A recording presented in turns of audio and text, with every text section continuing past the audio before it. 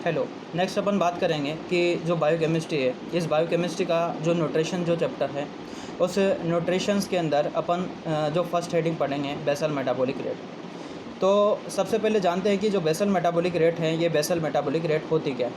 तो जनरली जो basal metabolic rate है, ये बेसल मेटाबॉलिक रेट क्या होती है कि अगर कोई भी किसी भी तरह की जो एक फिज़िकल और मेंटली रेस्ट में है, कोई भी किसी भी तरह का पर्सन, उसके अंदर जो एक एनर्जी की रिक्वायरमेंट होती है उसके लिए, उसको एक तरह का अपन बेसल मेटाबॉलिक रेट बोलते हैं। सिंपली अगर डेफिनेशन बोलना चाहें तो सिंपली डेफिनेशन ये है कि अगर कोई भी किसी भी तरह का पर्सन है, अगर वो पर्सन अगर रेस्ट में है मतलब उसके अंदर जो एनर्जी यूज़ हुई रेस्ट कंडीशंस के दौरान एक दिन के अंदर, उसको बेसल मेटाबॉलिक रेट बोलते हैं। तो बात ये आ जाती है कि जो अगर कोई भी किसी भी तरह का जो पर्सन है, अगर वो रेस्ट कंडीशन में है, फिर भी उसके अंदर एनर्जी कैसे यूज़ रही होगी। सिंपल तरीका ये है कि जब कोई भी किसी भी तरह का पर्सन अगर रेस्ट कंडीशन में है, जाहिर सी बात है कि अगर वो रेस्ट में है तो उसके अंदर जो उसका जो हर्ट है वो तो पंप कर रहा होगा। तो हर्ट को पंप करने के लिए भी एक एनर्जी की रिक्वायरमेंट होती है। दूसरी बात कि अगर कोई भी किसी भी तरह का जो सेल्स है हमारी बॉडी के अंदर, उनको ऑक्सीजन सप्लाई करने के लिए भी एक एनर्जी की रिक्वायरमेंट होती है। और जो नंबर थर्ड पॉइंट की अगर बात की जाए तो कहने का मतलब ये है कि हमारी जो बॉडी है उसके अंदर जितने भी जो सेल्स हैं उनको काम करने के लिए एक एनर्जी की रिक्वायरमेंट होती है। और जो बेसल मेटाबॉलिक रेट होती है, इस बेसल मेटाबॉलिक रेट की वजह से जो हमारी बॉडी है उसके अंदर टेम्परेचर है वो टेम्परेचर मेंटेन होता है। करेक्ट। उसके बाद में नेक्स्ट आ जाती है कि मेज़रमेंट ऑफ बीएमआर की बात की जाती है। तो जो बेसल मेटाबॉलिक रेट हैं उसको मेज़र किया जाता है, वो 3 तरह के एपरेटस हैं। एक बेनेडिक्ट एपरेटस है, एक रोथ एपरेटस है और एक होता है डॉगलर मेथड्स। करेक्ट। तो ये जो तीनों मेथड हैं, इनसे अपन बेसल मेटाबॉलिक रेट है कोई भी ह्यूमन बॉडी है उसके अंदर मेज़र करते हैं जनरली।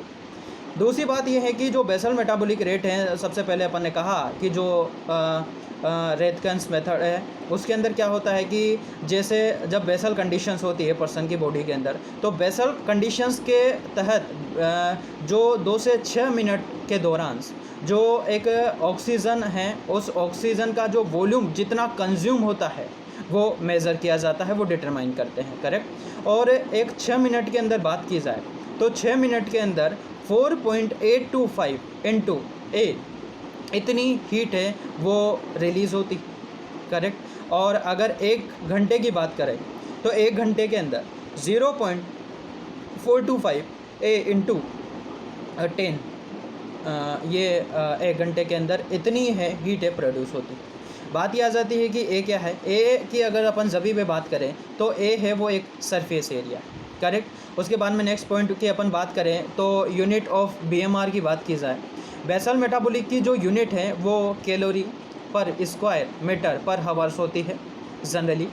और कहने का मतलब ये है कि जो सरफेस एरिया है उस सरफेस एरिया को मेज़र किया जाता है एक डू बॉयज़ मेथड से।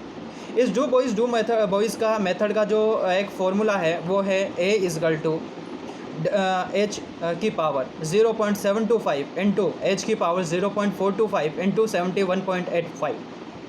करेक्ट।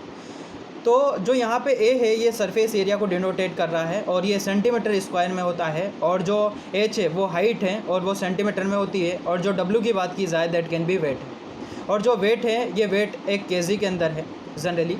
और उसके बाद में जो नेक्स्ट पॉइंट है कि अपन ने कहा कि जो बेसल मेटाबॉलिक रेट है अडल्ट मैन के अंदर कितनी होती है, वो होती है अडल्ट मैन के कंडीशंस की बात करें तो 35 से 38 कैलोरी पर स्क्वायर मीटर पर हावर्स होती है। और फीमेल के केस की बात की जाए, अडल्ट फीमेल के केस के अंदर, तो अडल्ट फीमेल के केस के अंदर जो उसकी जो वैल्यू होती है वो अप्रॉक्सीमेटली अगर बात की जाए 32 से 35 कैलोरी पर स्क्वायर मीटर होती है। करेक्ट। उसके बाद में नेक्स्ट पॉइंट ये है कि अगर कैलोरी के अंदर देखें 1 डे के हिसाब से, तो जो मैन है अडल्ट मैन उसके अंदर 1600 कैलोरी पर डे इतनी बेसल कैलोरी रिक्वायरमेंट होती है एनर्जी। और जो फीमेल के केस की बात की जाए उसके अंदर 1400 के समथिंग इतनी कैलोरी एनर्जी रिक्वायरमेंट होती है। उसके बाद में बात ये आ जाती है कि फैक्टर अफेक्टिंग की बात करते हैं अपन। और जो फैक्टर अफेक्टिंग है तो बेसल मेटाबॉलिक जो रेट है, इस बेसल मेटाबॉलिक रेट पे बहुत सारे तरह के फैक्टर का इफेक्ट पड़ता है। जैसे कोई भी किसी भी तरह का, सबसे पहले बात करें तो जो सबसे फर्स्ट इफेक्ट पड़ता है that can be surface area. Surface area है वो डायरेक्टली प्रोपोर्शनेट होता है बेसल मेटाबॉलिक रेट के। अगर सरफेस एरिया बढ़ता है तो बेसल मेटाबॉलिक रेट है वो बेसल मेटाबॉलिक रेट लगातार बढ़ती है। क्यों?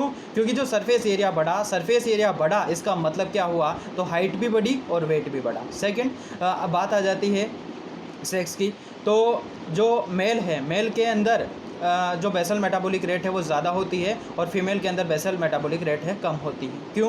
क्योंकि मेल के केस के अंदर लीन मास है वो ज़्यादा होता है, फीमेल के केस के अंदर जो लीन मास है वो कम होता है। उसके बाद में जो थर्ड पॉइंट है, अपन ने कहा कि जो थर्ड पॉइंट के बारे में बात करें तो वो है एक एज इफ़ेक्ट। एज इफ़ेक्ट ये है कि जो चिल्ड्रंस हैं और जो ग्रोविंग बच्चे हैं, जो इनफेक्ट है ग्रोविंग चिल्ड्रंस है, उनके अंदर जो बेसल मेटाबॉलिक रेट है वो 5% है, वो ज़्यादा होती है इन कंपैरिजन करें एडल्ट से। क्यों? क्योंकि उनके अंदर वही सेम कंडीशन लीन मास है, वो लीन मास प्रेजेंट होता है। उसके बाद में नेक्स्ट अपन बात करेंगे कि जो नेक्स्ट फैक्टर है that can be physical activity. तो अगर कोई भी किसी भी तरह का पर्सन है, अगर वो रेगुलर एक्सरसाइज कर रहा है, इसका मतलब है उसके अंदर फिजिकल जो बेसल मेटाबॉलिक रेट है वो लगातार बढ़ती जा रही है। करेक्ट। तो एक्सरसाइज है वो डायरेक्टली प्रोपोर्शनेट हो गई बेसल मेटाबॉलिक रेट पे। उसके बाद में जो नेक्स्ट पॉइंट है, जो बेसल मेटाबॉलिक रेट का जो इफेक्ट करता है हार्मोन्स, तो और थायराइड हार्मोन्स का इन पे अफेक्ट पड़ता है जनरली। जैसे T3 और T4 हार्मोन्स है, ट्राई आइडोथायरोहार्मोन्स और टेट्रा आइडोथायरोहाइड हार्मोन्स। तो दो कंडीशन में इफेक्ट पड़ता है, एक हाइपोथायरॉयडिज्म कंडीशन, एक हाइपरथायरॉयडिज्म कंडीशन। अगर हाइपरथायरॉयडिज्म कंडीशंस के अगर जभी पे अपन बात करते हैं तो हाइपरथायरॉयडिज्म कंडीशंस के अंदर जो बेसल मेटाबॉलिक रेट है वो घट जाती है, डिक्रीज हो जाती है। बट अगर हाइपर की बात की जाए तो हाइपर के केस के अंदर बेसल मेटाबॉलिक रेट है वो क्या है, बढ़ जाती है जनरली। कुछ अदर हार्मोन्स भी है, जैसे कोर्टिसोल हार्मोन्स हैं, जैसे एपिनेफ्रिन हार्मोन्स हैं, सेक्स हार्मोन्स हैं, ग्रोथ हार्मोन्स हैं। ये भी क्या करते हैं कि बेसल मेटाबॉलिक रेट है उसको बढ़ा देते हैं। नेक्स्ट है एनवायरनमेंट का इफेक्ट भी पड़ता है बेसल मेटाबॉलिक रेट पे। वार्म क्लाइमेट के अंदर बेसल मेटाबॉलिक रेट ज़्यादा होती है और जो वार्म क्लाइमेट के अंदर बेसल मेटाबॉलिक रेट है वो कम होती है और जो कोल्ड क्लाइमेट के अंदर जो बेसल मेटाबॉलिक रेट है वो ज़्यादा होती है। करेक्ट। उसके बाद में जो नेक्स्ट पॉइंट है वो नेक्स्ट पॉइंट ये है कि स्टारवेशन। अगर भूखमरी की बात की जाए, अगर स्टारवेशन कंडीशन है पर्सन के अंदर, मतलब एनर्जी की कम है, अगर एनर्जी कम है जाहिर सी बात है कि बेसल मेटाबॉलिक रेट है उसके अंदर कम हो जाती है। स्टारवेशन कंडीशन के अंदर वो कितनी कम हो जाती है, वो 50% है, वो कम हो जाती है जनरली। करेक्ट। उसके बाद में नेक्स्ट है फीवर के कंडीशन के अंदर जो बेसल मेटाबॉलिक रेट है वो बेसल मेटाबॉलिक रेट बढ़ जाती है और हर 1 डिग्री सेंटीग्रेड टेम्परेचर बढ़ाने पे जो बेसल मेटाबॉलिक रेट है वो 10% बढ़ती है। करेक्ट। उसके बाद में जो नेक्स्ट पॉइंट है डिजीज़ कंडीशंस की बात करते हैं।